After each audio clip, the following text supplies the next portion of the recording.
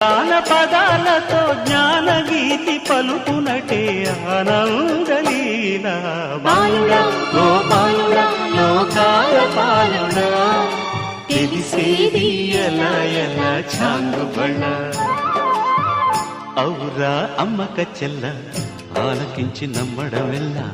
అంత వింత గాథల్లో ఆనందలాల